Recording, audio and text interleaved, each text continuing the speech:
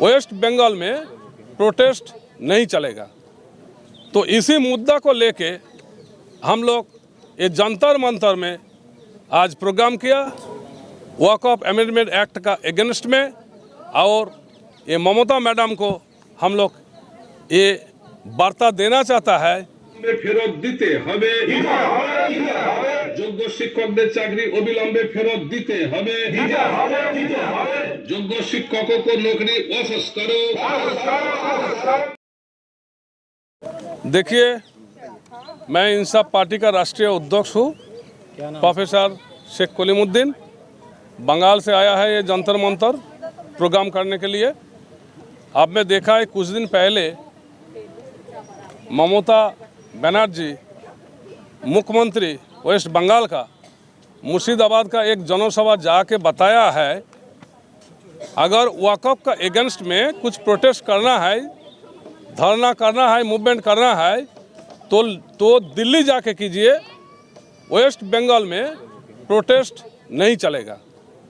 तो इसी मुद्दा को लेके हम लोग ये जंतर मंतर में आज प्रोग्राम किया वॉक ऑफ अमेंडमेंट एक्ट का अगेंस्ट में, और ये ममता मैडम को हम लोग ये वार्ता देना चाहता है जे ये प्रोटेस्ट ये दिल्ली से हम लोग इंसाफ पार्टी शुरू किया है, और ममता मैडम को होशियारी देना चाहता है ये दिल्ली का जंतर मंतर से हमारा प्रोग्राम शुरू हुआ, ये प्रोग्राम सारा देश फैल जाएगा। खास और से बंगाल में हर एक गांव में, हर एक शहर में हम लोग ये वक़्फ़ का प्रोटेस्ट वो लगातार जारी रखेंगे। आपकी मांगे क्या है जो प्रोटेस्ट करने के लिए यहाँ पर आए हैं? देखिए, ये 6 मुद्दा है। यहीं पे हम लोग एक मेमोरेंडम भी प्राइम मिनिस्टर को दिया है। देखिए, ये बंगाल में क्या है, जो अपोजिशन पॉलिटिकल पार्टी है, जितना सारे पार्टी है बंगाल में, तो कोई भी ये राजनीतिक कार्यक्रम सही ढंग से करने नहीं देता। ये जो अनकॉन्स्टिट्यूशनल एक्टिविटी है पुलिस का, इसका अगेंस्ट में हम लोग ये धरना प्रदर्शन किया है, और ये जो कॉन्स्टिट्यूशन है, इंडियन कॉन्स्टिट्यूशन, इस कॉन्स्टिट्यूशन का हिसाब से हर एक पार्टी को ये मूवमेंट करने का हक है, अधिकार है। लेकिन बंगाल में ये जो तृणमूल लेड गवर्नमेंट है, ये अपोजिशन का ऊपर लगातार रुकावट डाल रहा है। ये रुकावट का अगेंस्ट में हम लोग ये एक प्रोटेस्ट किया है। और देखिए, ये जो पीसफुल वॉकअप मूवमेंट चल रहा है बंगाल में, उसी में क्या है, पुलिस लाठीचार्ज किया है, इंज्योर भी किया है, बहुत सारे आदमी हॉस्पिटल में भर्ती हुआ, और कुछ आदमी का मौत भी हो गया। तो मेरा कहने का मतलब है, बंगाल का पुलिस क्या कर रहा है, लॉ ऑर्डर किस लिए मेंटेन नहीं कर पा रहा है। अगर बंगाल का यही स्थिति है तो देखिए, ये जो ममता मैडम ये वक़्फ़ बिल का तो खिलाफ है, लेकिन जो प्रैक्टिकल कार्रवाई चल रहा है तो हम लोग को ये पता चल रहा है जे ममता बनर्जी बीजेपी के साथ वो मिलावट करके मिला हुआ है, और वक़्फ़ ये जो अमेंडमेंट एक्ट का अगेंस्ट में नहीं है। ये वक़्फ़ अमेंडमेंट एक्ट में जितने सारे प्रोटेस्टर है, उस प्रोटेस्टर का ऊपर दबाव डाल रहा है, उसको जेल भेज रहा है, वो फॉल्स केसेस बना रहा है। तो ये बीजेपी और ये जो तृणमूल कांग्रेस, ये दोनों एक मिलजुल के बांग्ला का जितना सारे आम जनता है उसको बेवकूफ़ बना रहा है, ख़ास तौर से मुस्लिम कम्युनिटी को बेवकूफ़ बना रहा है। और एक मुद्दा है, ये जो एम्प्लॉयमेंट स्कैम है, आप देखा है कुछ दिन पहले ये सुप्रीम कोर्ट का इंटरफियरेंस का ऊपर ये लगभग 26,000 का जो टीचर्स है उसका नौकरी चली गई। वो इसका एक्सप्लेनेशन ममता दीदी सही ढंग से सुप्रीम कोर्ट में नहीं दिया, इसीलिए 2026 का एसएससी का जितना पूरा पैनल को कैंसिल कर दिया गया है। और वो लोग देखिए, वो लोग तो मूवमेंट करेगा, वो लोग मूवमेंट कर रहा है, तो बंगाल का पुलिस क्या कर रहा है, बंगाल का पुलिस उसका ऊपर लाठीचार्ज कर रहा है।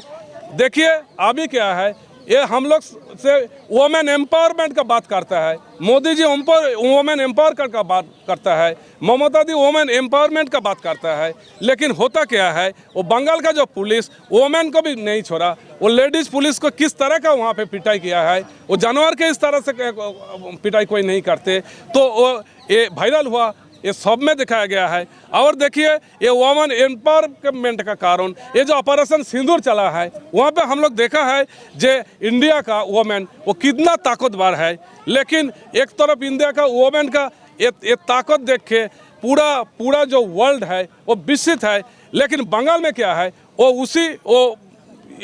उसी महिला टीचरों को वहाँ पे पुलिस पीट रहा है, वहाँ पे लाठी मार रहा है।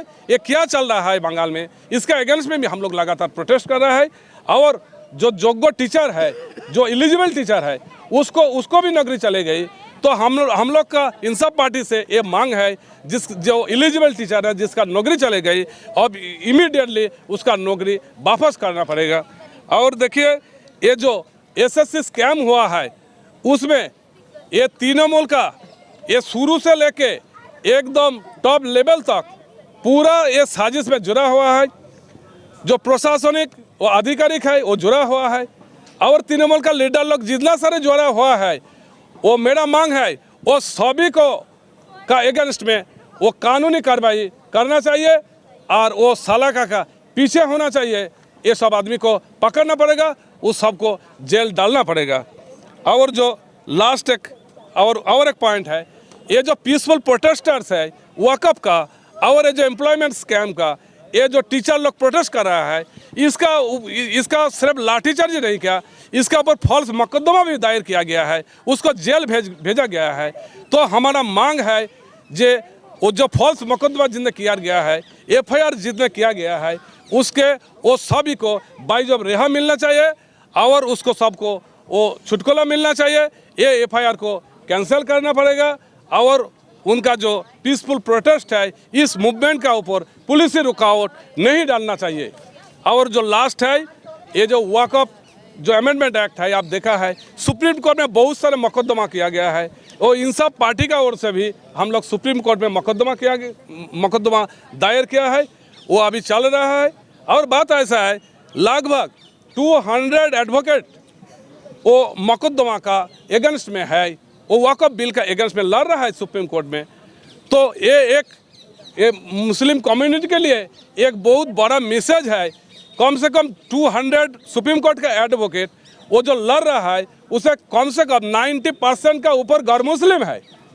तो इसी चीज़ को लेके मैंने ये बताना चाहता है मोदी जी को, जे ये इशू कितना गंभीर है, जो गैर मुस्लिम लोग भी आगे आ गया। और देखिए स्ट्रीट में सिर्फ मुस्लिम लोग नहीं, वो irrespective of the caste, creed and religion community, सभी आदमी अभी सड़क में आ गया, स्ट्रीट में आ गया, वक़्फ़ का अगेंस्ट में प्रोटेस्ट कर रहा है। आदिवासी भी आ गया, मेरा दलित भैया भी यहाँ पे आ गया। तो अगर ये जो सबका साथ सबका विकास वाले सरकार है, तो इतना सारे प्रोटेस्टर है, पूरा इंडिया अभी प्रोटेस्ट कर रहा है वक़्फ़ बिल का अगेंस्ट, वक़्फ़ अमेंडमेंट एक्ट के अगेंस्ट में। तो इसको इमीडिएटली वापस करना पड़ेगा, इसको इमीडिएटली वापस करना चाहिए। क्यों ना, एक गवर्नमेंट ये है आम आदमी का गवर्नमेंट है, तो आम आदमी का मांग इसको तो पूरा करना ही पड़ेगा। तो ये जो कंट्रोवर्शियल इशू है जो सुप्रीम कोर्ट में चल रहा है, तो ये हमेशा के लिए ये बंद होना चाहिए।